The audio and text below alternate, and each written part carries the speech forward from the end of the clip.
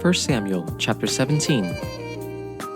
The Philistines gathered their forces for war at Sukkah in Judah, and camped between Sukkah and Azekah in Ephes Dammim. Saul and the men of Israel gathered and camped in the valley of Elah. Then they lined up in battle formation to face the Philistines. The Philistines were standing on one hill, and the Israelites were standing on another hill, with a ravine between them.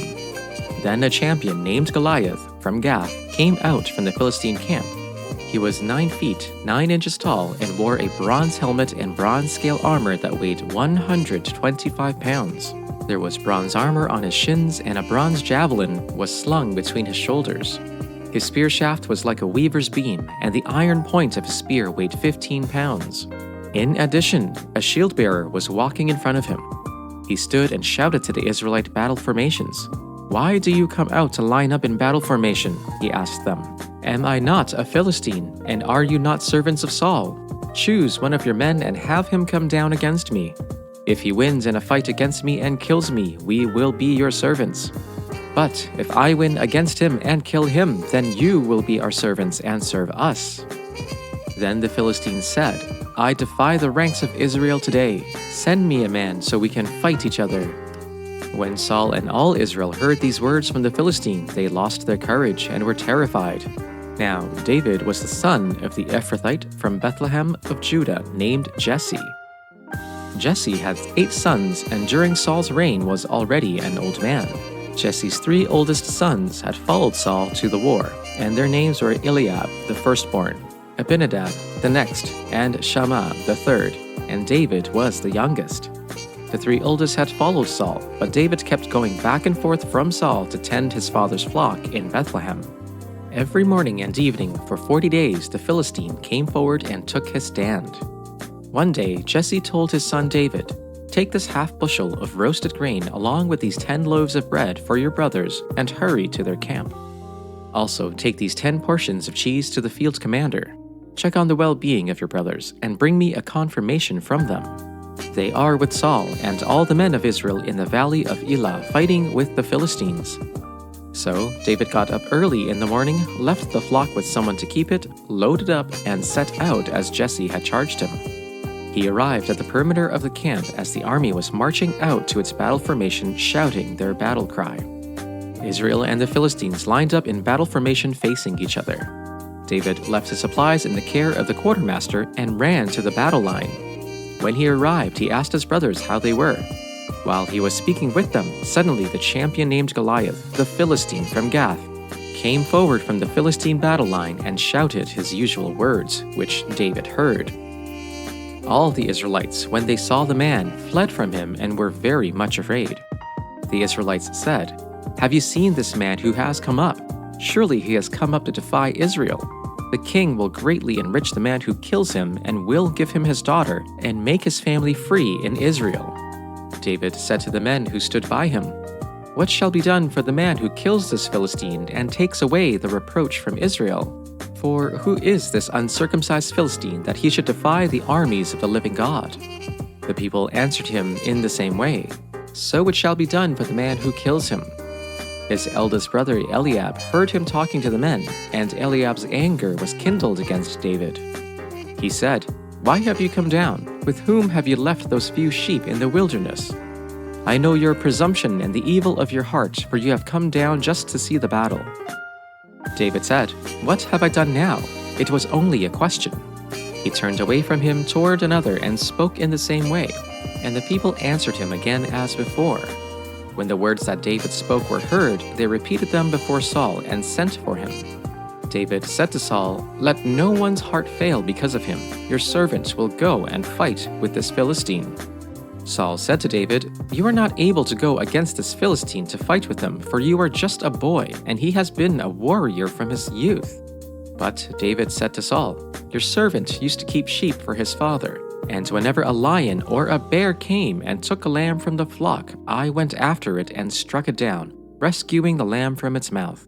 And if it turned against me, I would catch it by the jaw, strike it down, and kill it. Your servant has killed both lions and bears, and this uncircumcised Philistine shall be like one of them, since he has defiled the armies of the living God."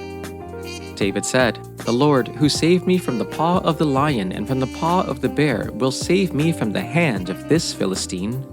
So Saul said to David, "Go, and may the Lord be with you." Saul clothed David with his armor. He put a bronze helmet on his head and clothed him with a coat of mail. David strapped Saul's sword over the armor, and he tried in vain to walk, for he was not used to them. Then David said to Saul, "I cannot walk with these, for I am not used to them." So David removed them. Then he took his staff in his hand and chose 5 smooth stones from the wadi and put them in his shepherd's bag, in the pouch. His sling was in his hand, and he drew near to the Philistine. The Philistine came on and drew near to David, with his shield-bearer in front of him. When the Philistine looked and saw David, he disdained him, for he was only a youth, ruddy and handsome in appearance. The Philistine said to David, "Am I a dog that you come to me with sticks?" And the Philistine cursed David by his gods. The Philistine said to David, "Come to me, and I will give your flesh to the birds of the air and to the wild animals of the field."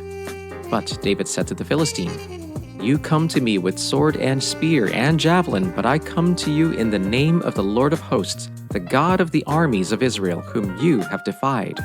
This very day the Lord will deliver you into my hand, and I will strike you down and cut off your head, and I will give the dead bodies of the Philistine army this very day to the birds of the air and to the wild animals of the earth, so that all the earth may know that there is a God in Israel.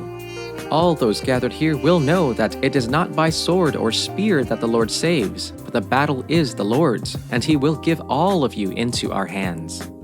As the Philistine moved closer to attack him, David ran quickly toward the battle line to meet him.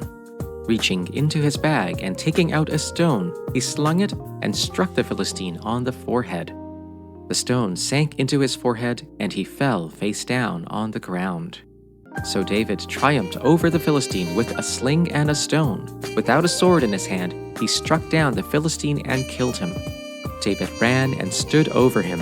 He took hold of the Philistine's sword and drew it from the sheath. After he killed him, he cut off his head with the sword. When the Philistines saw that their hero was dead, they turned and ran. Then the men of Israel and Judah surged forward with a shout and pursued the Philistines to the entrance of Gath and to the gates of Ekron. Their dead were strewn along the Sha'araim road to Gath and Ekron. When the Israelites returned from chasing the Philistines, they plundered their camp. David took the Philistine's head and brought it to Jerusalem, and he put the Philistine's weapon in his own tent. As Saul watched David going out to meet the Philistines, he said to Abner, commander of the army, "Abner, whose son is that young man?" Abner replied, "As surely as you live, your majesty, I don't know."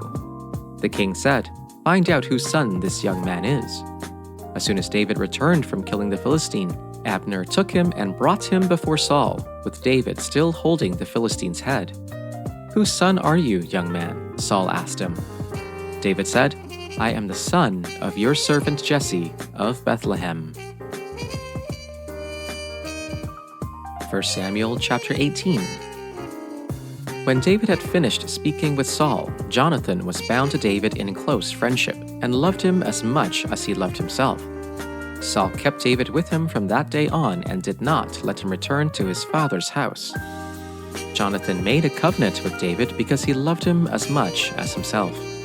Then Jonathan removed the robe he was wearing and gave it to David, along with his military tunic, his sword, his bow, and his belt.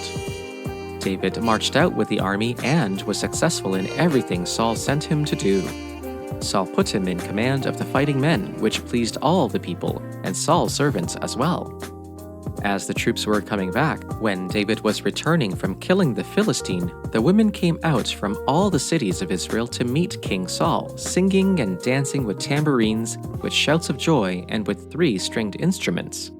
As they danced, the women sang, "Saul has killed his thousands, but David his tens of thousands." Saul was furious and resented the song. "They credited tens of thousands to David," he complained, "but they only credited me with thousands. What more can he have but the kingdom?" So Saul watched David jealously from that day forward. The next day, an evil spirit sent from God came powerfully on Saul, and he began to rave inside the palace. David was playing the lyre as usual, but Saul was holding his spear. and he threw it, thinking, "I'll pin David to the wall." But David got away from him twice. Saul was afraid of David because the Lord was with David but had left Saul.